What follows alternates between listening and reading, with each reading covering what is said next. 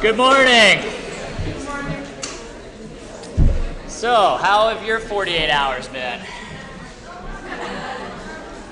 I actually got some requests today to play a Prince song. I never was really that into Prince. I always thought he was super weird, but I recognize that he's made some contributions, right? So, sad for that. I was just actually telling my 10 o'clock class that if everyone in this room was basically like an electron cloud and I were the nucleus, see, they're very much like an s orbital. They all crowd around me, whereas you guys are more like a p orbital. And it's not like one's better than the other, right? It's just different. They do different things differently. All right, so you're more p orbital-ish. All right, so how about that exam?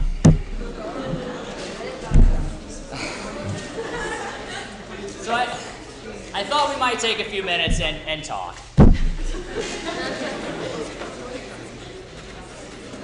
And so I did this with 10 o'clock and it wasn't rehearsed, and so I guess this one's only slightly rehearsed. So I want to talk about why do I like teaching. All right, so we'll start with the good stuff. Why do I like teaching?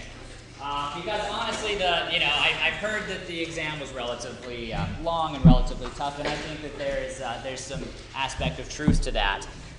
And so I've gotten feedback and heard comments in the hall and seen a few things on social media. I've got a relatively strong psyche, but man, Wednesday afternoon I was like breathing into a paper bag.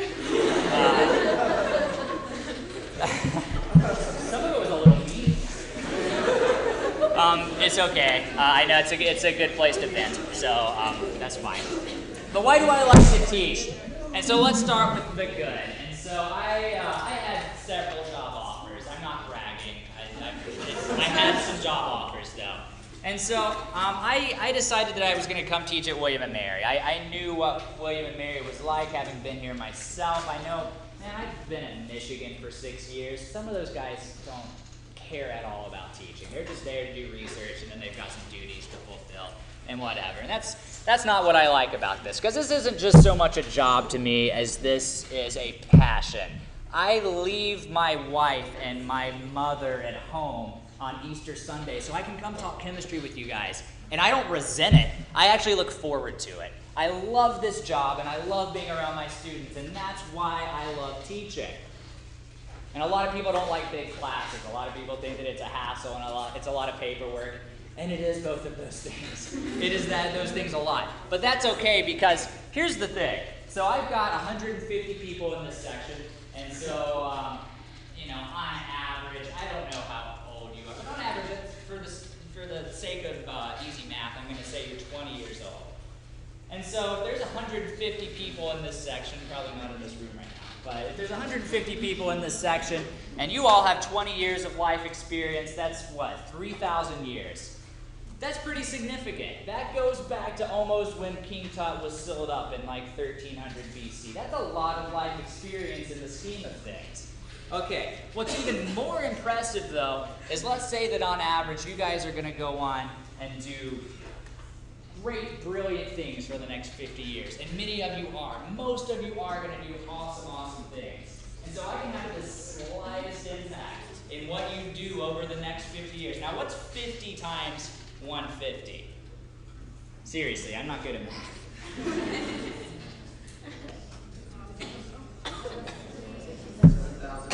7,500. That's 7,500 years, and that's just in this section, just the people sitting in this room. I have the opportunity to have the slightest impact on 7,500 years worth of what are going to be some of humanity's greatest enduring achievements, because you guys are awesome and you're going to achieve great things, whether it's doing some surgery or it's litigating some cases or it's writing grants to send aid to places that need aid. You're going to do a lot of stuff, and I have a chance to have this slight little impact in that, and I love it, and that's why I teach. All right, that's the good stuff. Here's the bad stuff. I get to teach you, and I get to form relationships with you, and I love it. And then the school looks to me and they say, give them a grade. And I hate it. I anguish, and you might be surprised how many of my colleagues and other faculty members around this campus actually hate having to deal with grades. I hate having to look into someone's eyes that has been working really hard all semester and say, yeah, you got a C+. I know you've been just kicking your ass over this stuff, but you got a C+, and it is what it is. And so with this exam, and it started to be graded. You got to understand, when I grade an exam, and it's tough to write an exam, so I'm not the smartest organic chemist alive, not even close, not even close. But I still know a lot of organic chemistry, right? And so in Chem 206, we're doing about this much of that, right? We're doing the slightest little piece of organic chemistry that I know in my head, right? That I've learned over the last decade or so. And so I have to write an exam. And so when I write an exam, I'm usually shooting for an average in low to mid 70s. It's pretty typical in organic chemistry anywhere you go. And so last time, the median specifically was a little too high, right? And so that meant that I needed to make this slight difference in the exam this time. And so I did try to write this one a little more challenging. I don't ever aim to make things too long, but I did aim to make it a little more challenging. And that's okay. It ended up that way. Now, I'll say this. I've had maybe 400, 500, 600 students. I've taught several classes at this point in my career. Never has anyone complained that they got a grade that was unfairly assigned. I tell you from the start. What do I say about organic grades? Is there a scale? There's no scale whatsoever. I'm going to adjust it as I need to make sure everyone gets a good grade. Let me tell you, the first class that I taught here at William & Mary, it was Gen Chem 2. I never taught Gen Chem 2 in my life. I wrote this exam. They had about 50 minutes to do the exam. I wrote like a 3-hour exam that the average was in the 40s. It was a disaster. No, that's honest to God true. It is so hard. One of the hardest things that only comes with experience, so my colleagues say, my more experienced colleagues, is knowing the correct difficulty. And it just takes time to calibrate things, all right? So I walked back into that Chem 308 class, that Gen Chem 2 class, and I was like, listen, your grade's going to be fine. You just have to believe me. And it was, because I have the leeway, and they give me that power to adjust things however I want to. And so grades are going to be fine. But when I'm grading exams, and I mark some red, and some of you have had some red on your exams this semester, I don't cackle with glee. I don't. What I do is I feel a little bit of anguish, and especially when I'm seeing some problems that a lot of people miss. I get anguished about this. I think, what could I have done differently? What could I do differently going forward? Because the ultimate moral of this story is that I'll brag a little bit about this. There's a lot of faculty members on this campus. There's not a lot of them that are going to have your back more than I have your back when it comes to my class. I am on your side, and I want you to succeed, all right? So you're brilliant people. And a lot of you have not been tested. You haven't. You've been in high school, and you're freshmen now. You've never been tested. I know what it was like to be a smart kid in high school, all right? I was that kid too. A lot of times it's just not that hard. But you can't have it both ways. You can't come to a prestigious college and then complain that the exams are just too hard, because those go hand in hand. Prestigious schools are tough. But you're going to earn a grade that is what the grade you should have is. It doesn't matter what the exam is or what the average is on this exam.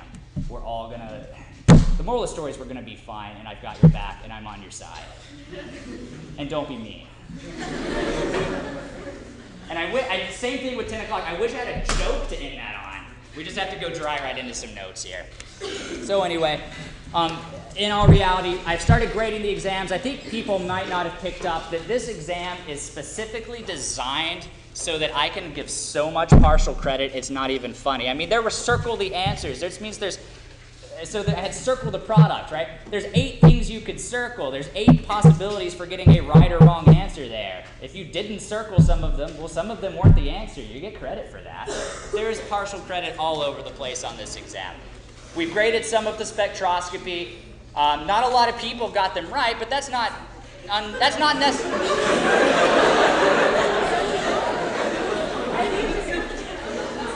necessarily a surprise. Professor Abel in the 8 o'clock section, he showed me one of the structures he used on his. It was a cyclopropene ring with like 2 different groups coming off of it. How many people are used to seeing a cyclopropene ring?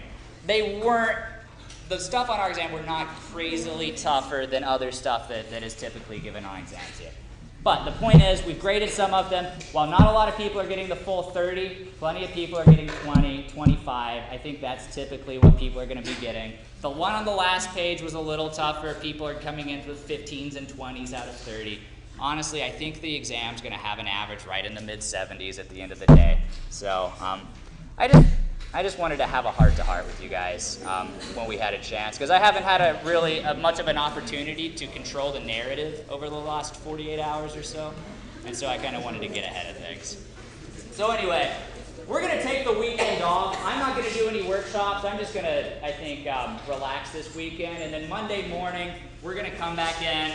We'll have our exam 2 Tuesdays from now, and so we're going to hit it hard. We'll have workshops, office hours just about every day, and so, man, we're so close to getting to the end, and we're going to be perfectly fine. So I'll be available, and we're almost to summer, so that's good. Any questions? I don't know how you ask a question about that. One other thing, and this is serious, so everyone listen closely on this, because this isn't very funny. If you took the exam in here, you had a hint on the board that said that it was not a radical reaction, right, on the mechanism. And so it came to light. I got some emails from students on Tuesday afternoon that didn't take their exam here, and I think it's only this time and only a couple of the rooms. That hint was not made perfectly clear to them, and so irregardless of the details, that is ultimately on me, right? And so we've got to make sure that we've got some fairness in terms of taking this exam, because even if you're in that room and you didn't do a radical mechanism, maybe you spent 3 minutes figuring that it's not a radical mechanism, and that's 3 less minutes that you got versus everyone else. So I've talked to my chair about how to make this as fair as possible. I don't want to hurt people that aced that problem. And so what we're going to do is I'm going to basically come up with 2 scores for your exam. I'm going to come up with a score with that problem, and I'm going to come up with a score without that problem. And whichever is higher, that's the score that I'm going to give you. And so that way, if you aced this problem, if you got it, and it counted a lot, it was 34 points. If you aced it, that's going to help your score. It's going to give it a big boost. It's an imperfect solution to a pretty imperfect problem, but I think that's the fairest thing we can do. So I just want to make sure, because, you know, fairness is really important. And so that's what we're going to do. So I'll indicate on your exam, I guess, how I got to your score and what it is. What it is if I don't count the problem, I'll find a percentage for you, and I will just prorate that up to 200, and that's how many points you'll get. So percentage-wise, it's the best solution, I think, because I had a few faculty members say that I should just throw the problem out, and that's not fair to those of you that nailed it, and you should be rewarded for that. So that's what we're going to do. Okay, so let's get into it. I think as usual, I spent like 3 more minutes talking to you about something than I did 10 o'clock, so we're already behind. All right. So what we're going to do is we're going to roll into the second part of Chapter 9. So we'll call this Chapter 9, Part 2. I'm so relieved that's over. I've been so nervous this morning about talking about that stuff. All right. Yeah, I told my chair, I was like, man, social media is brutal. And he's like, why on earth are you on social media, man? Like, stay away from that stuff. All right, so this is going to be elimination, and specifically we're going to call it beta elimination. And we're going to learn about why we call it beta elimination in just a sec. Oh, by the way, I'll also add, the chemistry club is offering help sessions. It's a little late in the semester, I feel, to maybe be advertising this for the first time. But they are going to have chemistry help sessions. I guess there's going to be one that can help us next Wednesday evening. Maybe they can make those hours a little longer, since that's going to be, actually I'll see if I'll talk to them, because if we do a workshop 4 to 6 on Wednesday, and then we could maybe continue that on to the help session if you want more, that might work out well. So I'll talk to them, see if I can maybe move that time up to 6. Okay, so we're going to start with our intro, and I want a little more room, so we're going to go down here. Okay, so this is stuff we've seen before. So we're going to take a secondary alpha chloride, and so we're going to treat that with ethoxide. And so ethoxide is a negatively charged oxygen connected to an ethyl group. All right, and so we know one thing that this will do. So let's say we saw this problem on the exam. What reaction are we going to follow? We're going to do an SN2, right? Because we've got a secondary alkyl halide that can do SN2. We've got a good nucleophile. And so sure enough, what we might expect, and what we already know, is that we can do SN2. And so we'll either go over here and we'll say that we have a strong nucleophile.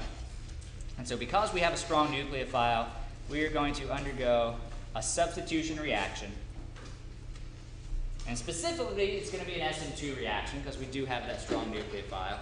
And so the product we're going to see coming out the other side is going to be our substitution product. So we're going to end up with our ethoxy group added, and then I guess we'll also have our leaving group. But most importantly, we want to focus in on this organic product. All right, so we know this substitution reaction. This isn't anything new at all.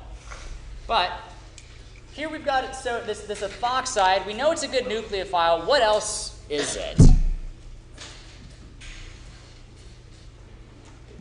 Starts with a B. It is also a good base. And so now what we're going to have to start doing, because we've talked about some of the similarities between basicity and nucleophilicity, but now we're going to start talking about some of the differences, and specifically a molecule like ethoxide, which is a good nucleophile, is also a good base. And so what we're going to find is there are actually competing pathways in this reaction. All right, so we're calling it beta elimination. Why are we calling it beta elimination? So let's draw in one of the protons connected to this carbon. And so we're going to define the carbon that is connected to our leaving group as the alpha carbon. All right? So there's our alpha carbon. When we count one carbon away, what do you think we're going to call that? That is the beta carbon. So now we have a beta carbon, and off of that beta carbon we have a hydrogen. That hydrogen right there is going to be our beta hydrogen, right? And so we're calling it beta elimination. It's because what we're going to see is that we are eliminating a beta hydrogen. It's also a requirement. We must have a beta hydrogen somewhere in our substrate for this to take place. All right, so the other possibility is that ethoxide is also a strong base. And so if it's a strong base, it can also undergo an elimination reaction. And again, specifically, I think we should call it a beta elimination reaction. And so furthermore, just like we have SN2 and SN1 for nucleophilic substitution, we're going to define this as an E2 mechanism, which means what else probably is there? There's also an E1. We'll talk about it down the road. But we're going to focus in, just like we try to focus in and we want to do SN2, we're going to focus on E2, and that's typically going to be what we're trying to do. We want to find reasons not to do it, otherwise we want to do it. All right, so when we undergo a beta hydride elimination, we'll just say a beta elimination, what we're going to do is our ethoxide is going to act as a base, and we're just going to have an acid-base reaction. So it's going to deprotonate that beta hydrogen. And so we start with our lone pair of our base, and we draw it to that proton. And so this lone pair, or this electron's involved in this sigma bond. All right, so they're going to become a lone pair. They're going to go with the hydrogen or stay with our carbon skeleton. They stay with the carbon skeleton, right? But we're going to skip any intermediates that are charged. And instead of having a lone pair, we're just going to form a pi bond. And so where we're going to form a pi bond is going to be between the alpha and the beta positions, just like that. All right, now what's wrong with that picture? When we look at that alpha carbon, how many bonds is it making? It's now making 5 bonds, and so how are we going to lose one of those bonds? Yeah, we're going to do the same thing with the leaving group. The leaving group's just going to kick off as such. And so what we end up with a product, or as a product, is going to be our same carbon skeleton with 3 carbons, but now we're going to have our pi bond. And so in an elimination reaction, instead of doing a substitution, we're going to eliminate that beta hydrogen along with the leaving group, and in its wake, we're going to leave a pi bond such that we end up with that structure right there. So that's the big difference, and today we're going to talk about a lot how we can tell, are we going to do SN2 or E2, and we'll spend quite a bit of time doing that. All right, importantly, so we've seen reactions where there are multiple products possible. Now we're going to see a situation where we actually have multiple reactions possible. And which reaction occurs is going to be just mainly highly dependent on the substrate as well as the base nucleophile combo. All right, so we'll go on to Roman numeral 2. And so for Roman numeral 2, just like last time when we were doing substitutions, we're going to call this our concerted mechanism. And so for our concerted mechanism, that's going to be an E2 mechanism. And the first thing we're going to talk about regarding this E2 mechanism is going to be the kinetics, just like we did with SN2. So we'll start out with kinetics. And so importantly, all right, so what do you think the 2 stands for in E2? Bimolecular, right? That's what the 2 stood for in SN2, and that's the same case here. So the reason that we have the 2 right here is because we ultimately have a bimolecular reaction. And so if we're having a bimolecular reaction, just like in the SN2 reaction, we're only going to have one step. So it's only a one-step mechanism, which means in determining the rate in figuring out what the rate determining step is that going to be difficult? It's the only step, right? There's only one thing going on, and so that is going to be our RDS, or our rate determining step. All right, so if we were to draw a rate law for the concerted mechanism, we'd say that the rate is equal to K. What is K? That's just some rate constant. It depends on whatever substrate to base combo we have. We're never going to talk specific numbers, but it is specific to a reaction. And so we have K. We're going to have the concentration of Rx, where Rx is just an alkyl halide, right? So we've got an X, which is a halogen connected to an R group, and so that's just what we're going to use for alkyl halide there. And then the other thing is going to be what? What's the other thing reacting in elimination? It's our base. And so what we're going to have is a reaction where the rate is dependent on K, as well as the concentration of the alkyl halide, as well as the base in solution. And so that's where our bimolecular comes from. We have 2 things, and so that leads us to our bimolecular reaction.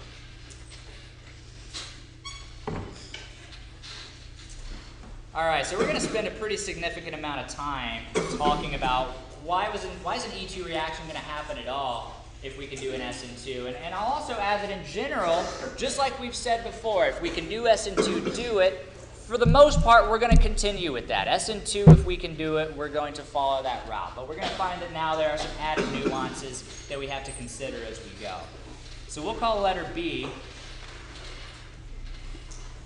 competition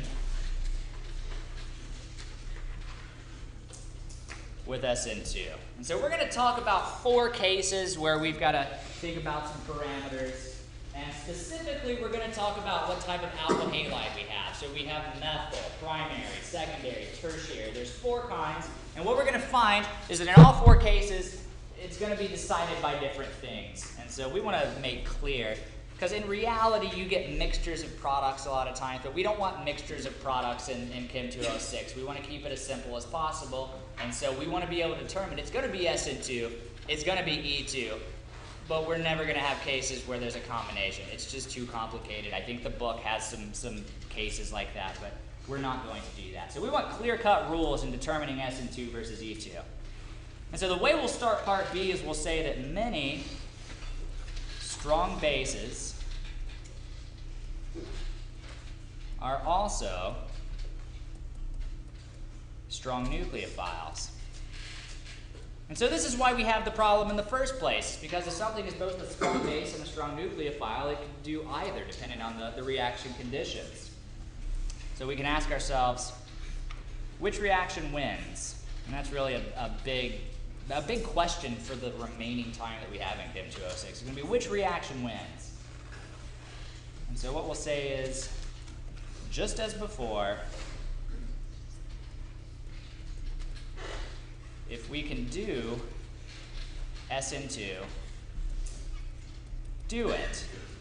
But we'll just add, but now there are some nuances. All right, so that's what we're going to focus on for the next 20 minutes or so, are those nuances. All right, so we're going to start with a pretty easy case. And what we're going to find is that of those 4 possibilities, the methyl, the primary, secondary, and tertiary, 2 of them are actually pretty straightforward and don't take a lot of thinking. The 2 in the middle are a little more trickier than our 2 bookends. And so we'll start with one of those bookends. That's going to be the methyl. So we'll say methyl Rx. So this is for a primary alkyl halide. And so what does that look like? Let's go ahead and draw one out. We'll draw out methyl chloride.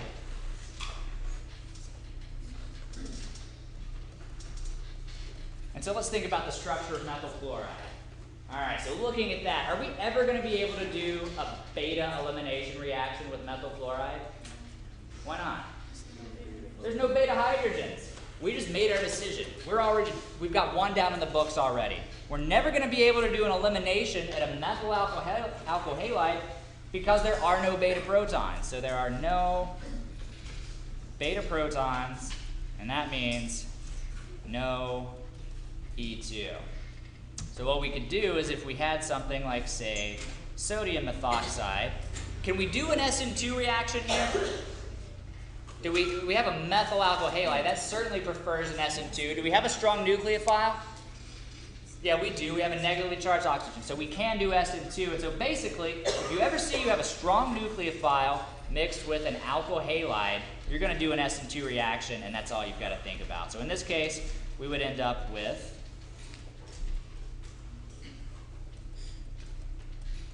this product. And so what we'll say is that SN2 will occur, and that's pretty much the only option. We'll star and arrow it. And so with methyl alkyl halide, it's SN2 with a strong nucleophile, or it's bust. There's nothing else to think about. We'll never do elimination because elimination just can't take place. All right, so one down, a slightly trickier one to go. And so for the next one, we're going to do primary alkyl halides. So we'll say primary alkyl halide. And so we're going to compare a few here. So let's see.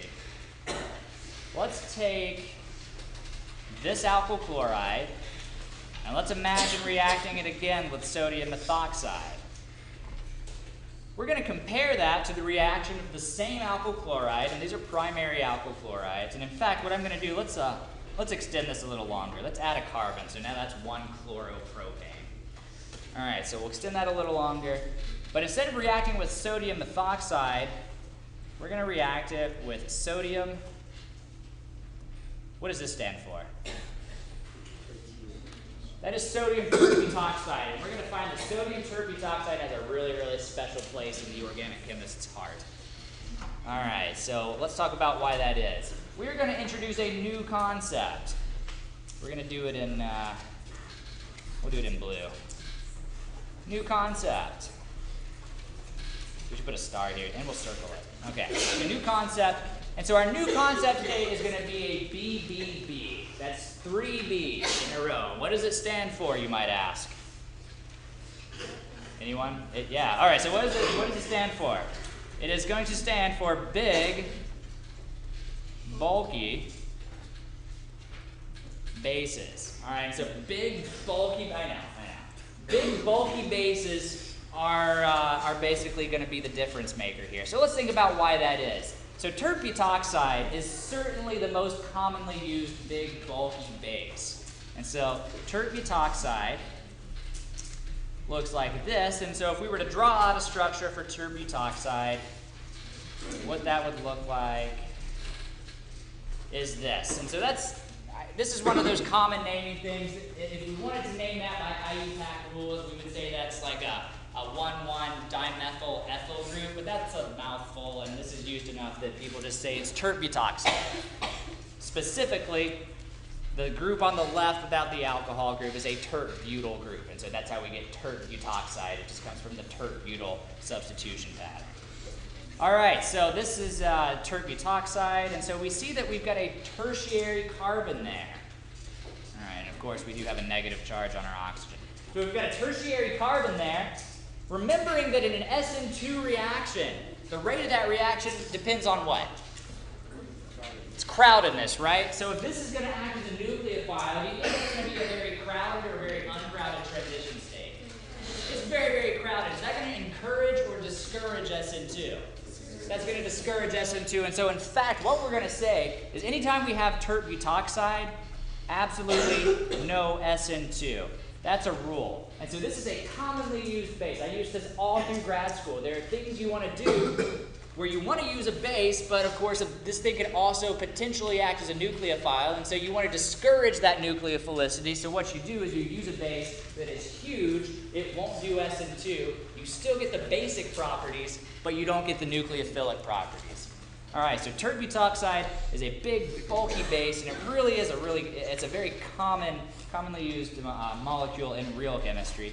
Another example of a big, bulky base, anytime you see something like a negatively charged nitrogen with some diisopropyl groups connected to it, that's another, it's not nearly as common as tert butoxide, but still, it's a big, bulky base. We've got those isopropyl groups that are massive, and so again, we're not going to see nucleophilicity. We're just going to see basicity. So in general, with our big bulky bases, we'll say that they are awful nucleophiles. So that means that we'll have no SN2 possible, but they're still amazing bases. And so what do you think is going to be encouraged by using a big bulky base? We're going to get E2 reactivity. It's a way that we can just go the E2 route. We can't go SN2. It's just too slow. It's too crowded of a transition state.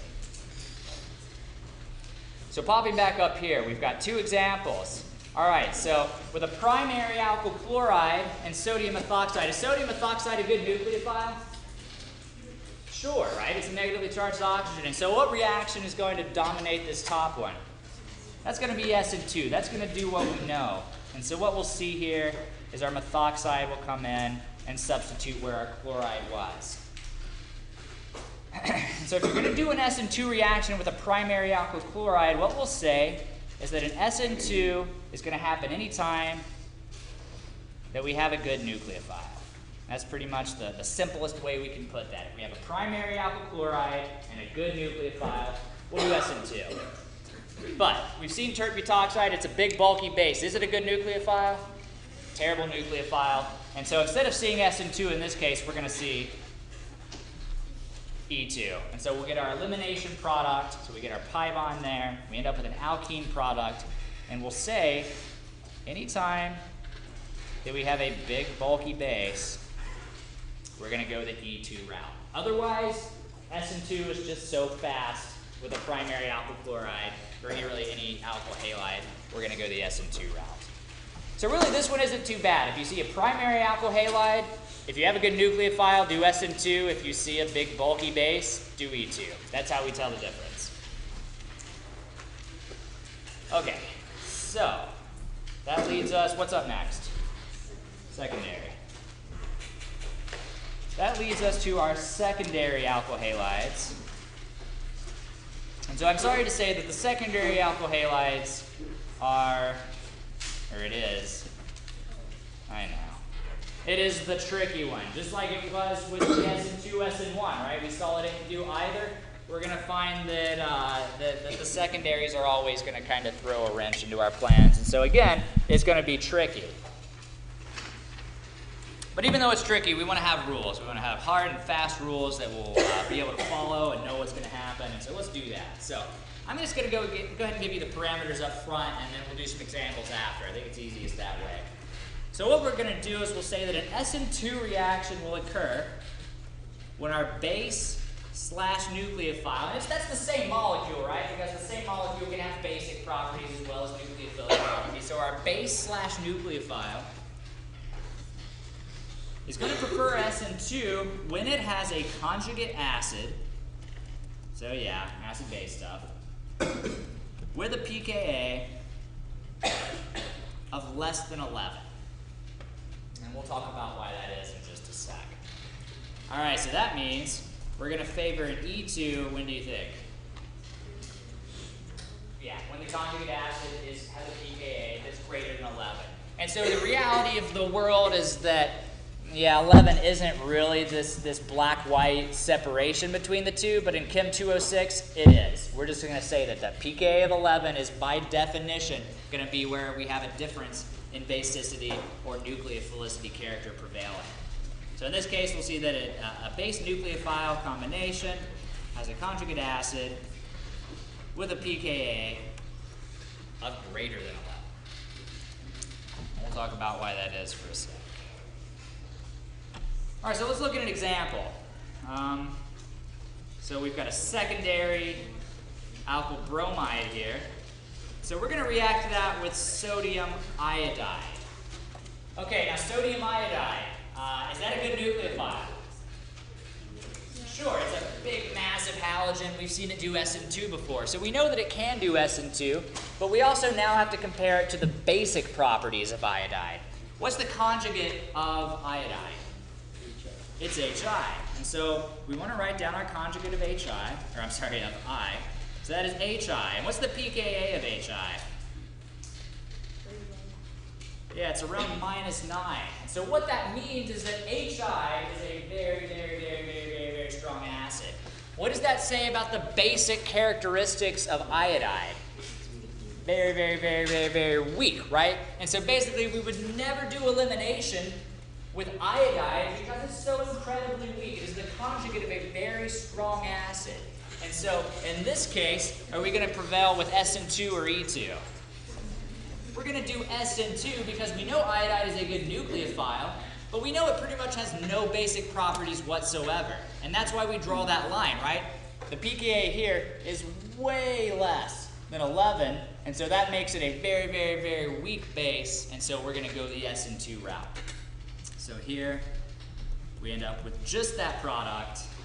So what we'll say is, as a rule, we're going to do an SN2 reaction anytime that we have a good nucleophile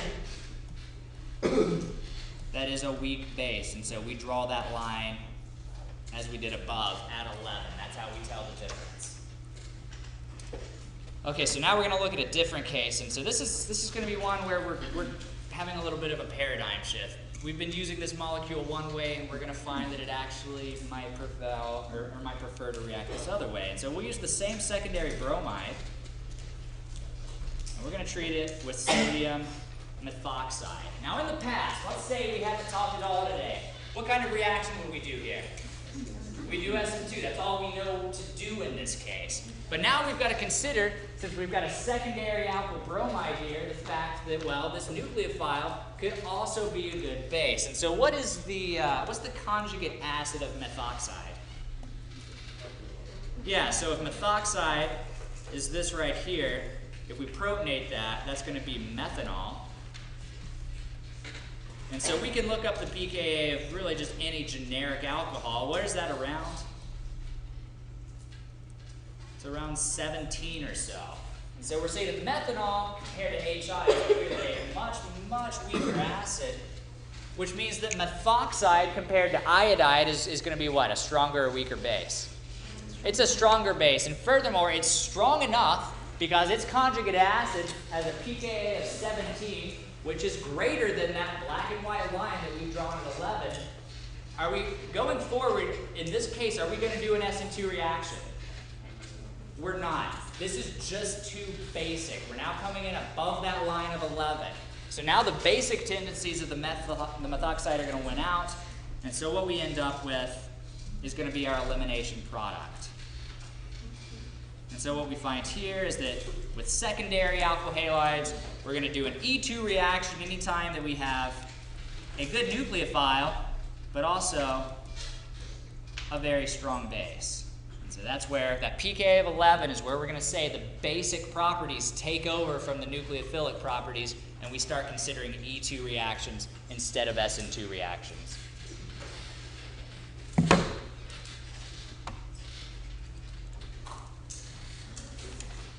All right, so there's one last case we need to talk about. So that's going to be tertiary. And I told you that the bookend cases were easy, and it's true. So tertiary alkyl halides, what can we definitely not do with those? No SN2 allowed. We know that already. And so that means that anytime we have something, say, like this tertiary alkyl bromide, and we react it with, and we'll just use sodium methoxide again. All right, so we know sodium methoxide is a good base. We can't do SN2, And so we know we're going to end up with our E2 product. So we're going to ignore regiochemistry for right now and stereochemistry. We just want to show that we are forming an alkene in an E2 reaction. And so basically, with a tertiary alkyl halide, we're going to do an E2 anytime we have a strong base. And that's not too bad. So the bookend cases are easy. Methyl is, we can't do an elimination, so we do SN2. Here we can't do an SN2, so we do an E2. And then it's the middle two cases where we have to think a little harder. With a primary alkyl halide, we think about is our nucleophile bulky? And then with secondaries, we have to draw that line at 11 and to determine the reactivity from that. Okay, so that leads us into the exact thing that we just skipped over, which is regioselectivity. And so certainly you can notice that in this case above, we could form multiple products, right? We could have formed the double bond here, but we could have also formed the double bond here or here. And so there's different regio products that can occur. And so we're going to come up with a really easy way to determine which is going to be the major product versus the minor product. All right, so just like above, we'll draw the same thing. So we'll start with our alkyl bromide. It is a tertiary alkyl bromide. We're not going to do SN2. And so the base I'm going to use, let's use hydroxide. Is hydroxide going to prefer SN2 or E2 in general? What's the conjugate of hydroxide? H2O. And so H2O we know has a pKa of what? About 15.7. And so is that going to end up with nucleophilic properties or basic properties? It's going to be basic properties that are going to dominate with sodium hydroxide. So in this case, we have a good base, good strong base. And so we can do elimination. Now let's think about what we have in terms of possibilities to eliminate. Do we have any beta hydrides at all in this molecule? Yeah, certainly we do. So let's draw one explicitly there. So there's a beta hydride. And so, of course, there's a beta hydride off of this position as well, but is it really any different from this one? No, they're pretty much the same, so we'll ignore that. But we do have a different possibility because on the right side, we're also going to have that beta hydride. In fact, I'm going to color code that a little differently. We're going to call that blue. And so we have a beta hydride there as well. So what that means is that we're going to be able to form a pi bond either at this position or at this position. So let's draw those out. If we do the beta elimination at the primary carbon, we're going to end up with that product. And then if we do the elimination at the secondary carbon,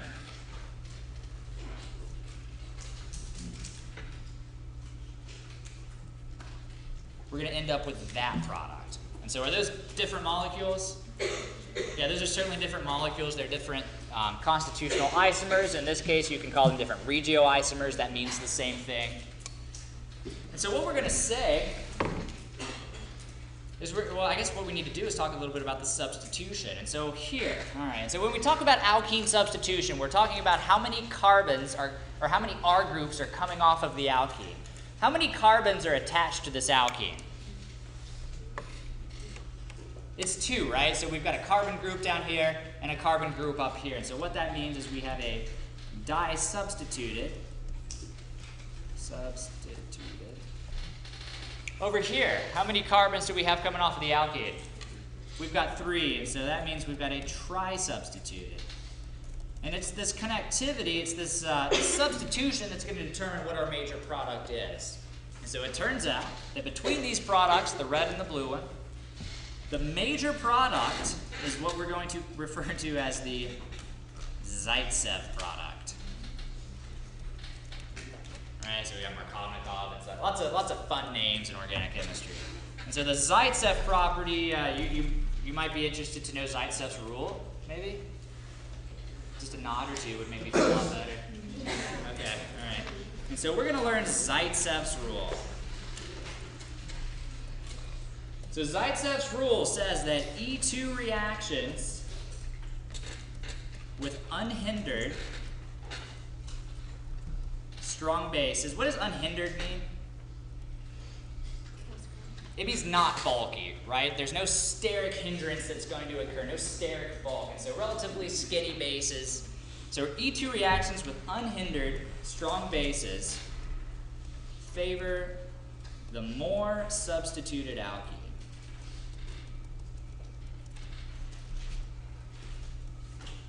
And so what that means is that we can simply look at these two products, we determine which is the Zaitsev product, because that's going to be the more substituted. And so what we'll say is here, this would be our major product of this reaction, and over here, this would be the minor product of our reaction. Okay, so, let's see. Does anyone want to know why more substituted alkenes are more stable? Yeah, we all do. We all do. Okay, so what it is, so we'll just ask ourselves the question, why?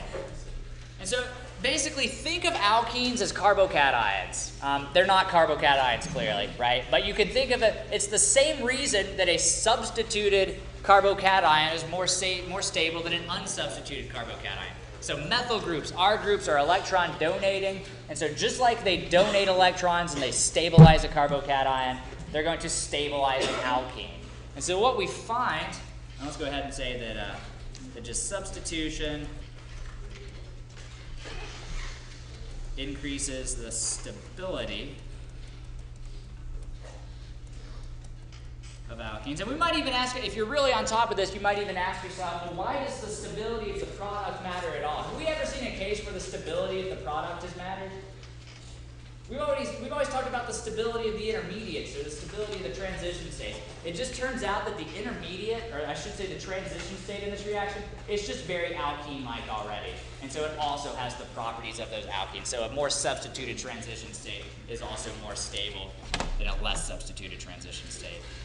So what we find, we can make a little energy diagram. So at the top, something like ethylene, we can draw a prettier ethylene than that.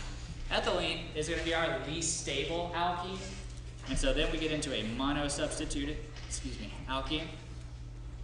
We get to the disubstituted case, and so we can have a cis, or we can have a trans. And so I'm showing trans as lower in energy. Why is that?